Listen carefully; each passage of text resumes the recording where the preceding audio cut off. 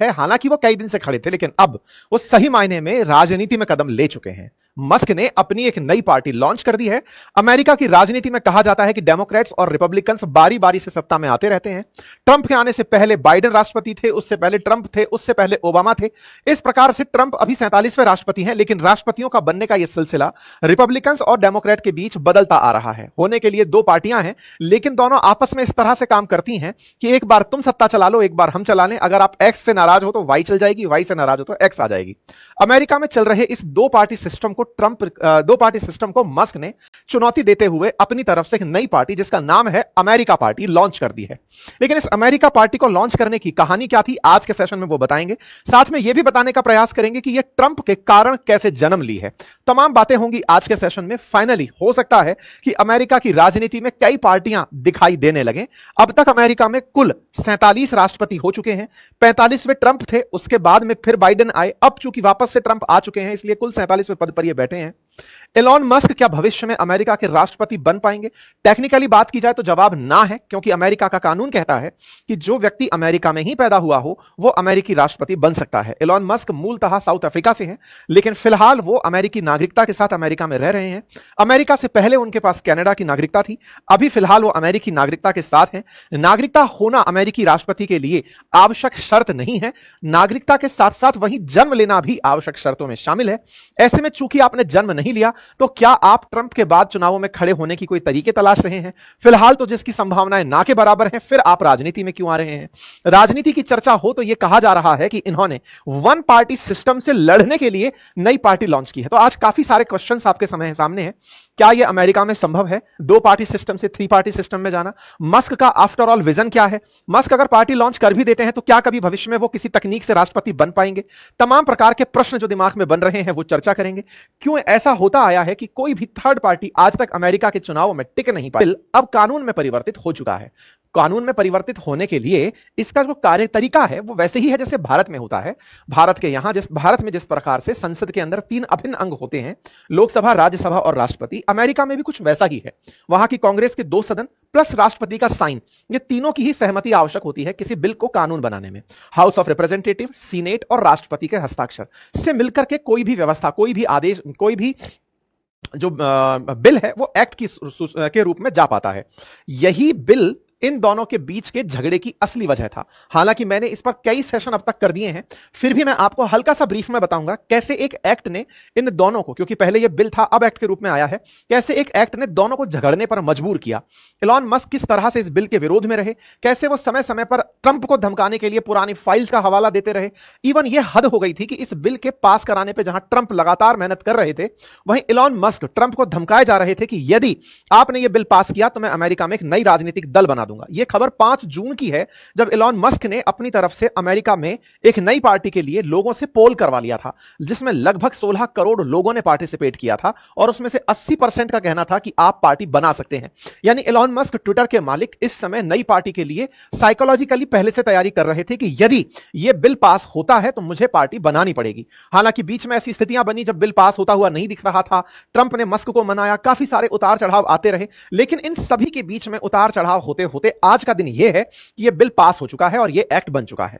इस बिल के पास होने के मायने यह हैं कि अमेरिका उन छोटे लोगों पर, छोटे से मतलब अमेरिका की नजर में छोटे, जो टिप से पैसे कमा रहे हैं, ओवर टाइम से पैसे कमा रहे हैं, उनके ऊपर टैक्सेशन कम कर देगा। साथ में ही इमिग्रेशन के अंदर जो लोग अवैध रूप से अमेरिका में एंट्री कर गए हैं, अब उनका मास डिपोर्टेशन कर सकेगा। इस बिल के माध्यम से अमेरिका इस बात पर बहुत पैसा खर्च कर सकेगा जो अमेरिका में अवैध रूप से एंट्री कर गए हैं, उन्हें देश से बाहर भगाने के लिए।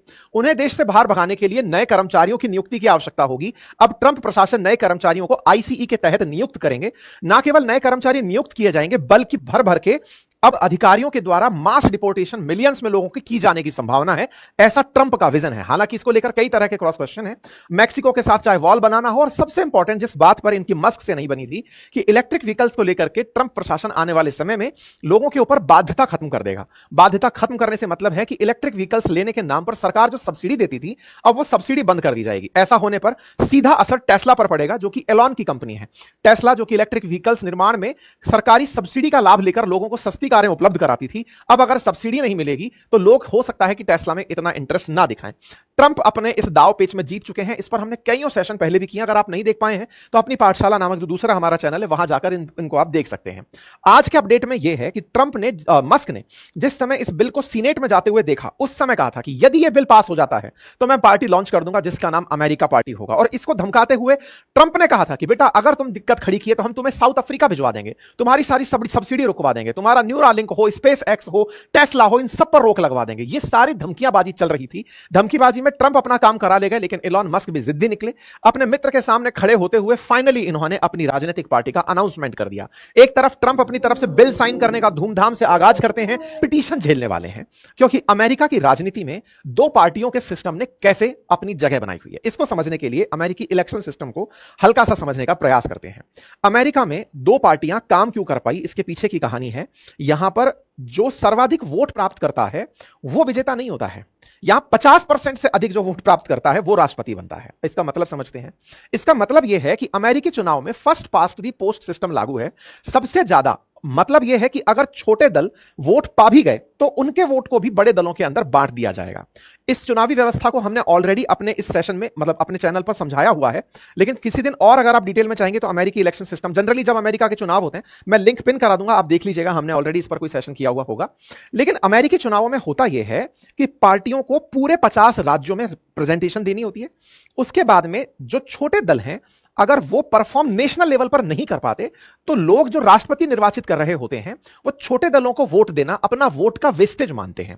वो ये मानते हैं कि अगर हमने वोट दे भी दिया और हमारा वोट राष्ट्रपति नहीं बना पाया तो हम छोटे दलों को वोट देके क्या फायदा करेंगे। वहीं दूसरी ओर भारत में जब प्रधानमंत्री का काम हो रहा होता है तो प्रधानमंत्री को आप डायरेक्ट वोट नहीं दे रहे होते हैं। यहां क्या चल रहा होता है, राजनीतिक दल इलेक्ट होकर आते हैं, वो अपनी अपनी सीटों पर, राजनीतिक दल सीटों पर चयन होकर आते हैं, उन सबके योग से बहुमत का शासन बनता है। हर दल मायने रखता है। अमेरिका में हर दल मायने नहीं रख पाता क्योंकि डर यह रहता है कि जिसके पास अधिकतम वोट है अगर वो आगे जाएगा तो हमारा आदमी तो कभी निकल ही नहीं पाएगा। ये डर अमेरिका के अंदर कभी भी राष्ट्रपति को निर्वाचित होने में छोटी पार्टियों का सहयोगी नहीं बनता। लेकिन फिर भी बड़ा सवाल यह बनता है कि क्या आज तक यहां पे थर्ड पार्टी का सिस्टम नहीं बना है। आइए मैं थोड़ा इतिहास बताता हूं। अमेरिका की राजनीति में 150 साल से डेमोक्रेटिक और रिपब्लिक दो ही पार्टियां हैं जो आपस में एक दूसरे के सामने घूम रही हैं। डेमोक्रेटिक पार्टी 1828 में आई थी, वहीं जो रिपब्लिक पार्टी है इसकी शुरुआत 1854 के आसपास हुई थी। ये दोनों पार्टियों का शुरुआत हुआ। इस बीच में कुछ लोगों ने, जैसे राष्ट्रपति हुए इनके थियोडोर रूजवेल्ट, उन्होंने अपनी एक पार्टी बनाई थी, लेकिन वो फंडिंग के अभाव में अगले चुनाव तक भी नहीं पहुंच पाई क्योंकि उसे ना फंडिंग मिली, ना संगठन में जगह मिली, संगठन बनाने में सहायता मिली और ना ही मीडिया के अंदर उनको प्रमोशन मिला।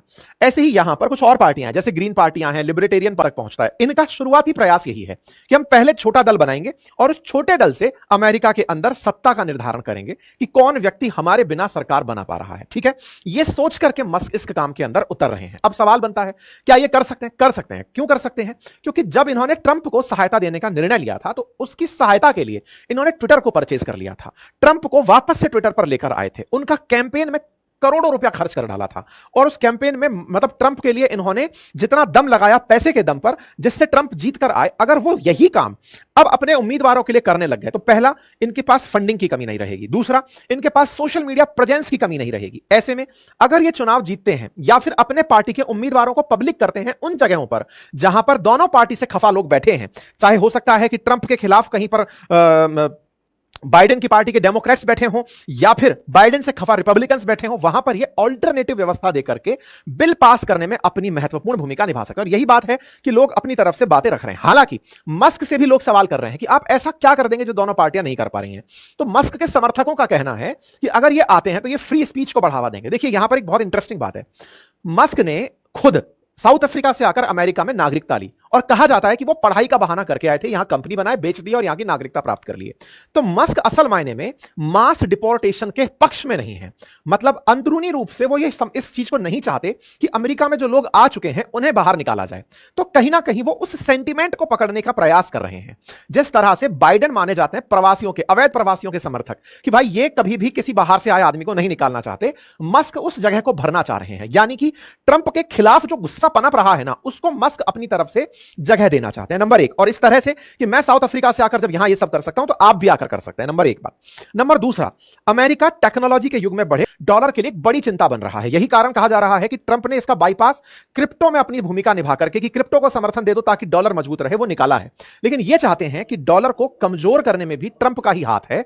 वो दुनिया के सामने नेशनल डेट को छिपा रहे हैं। अगर उनकी नीतियां लागू हो गई तो अमेरिका पर कर्ज बहुत बढ़ जाएगा। अमेरिका की जीडीपी, इंडिया की जीडीपी से ज्यादा अमेरिका पर कर्ज हो जाएगा।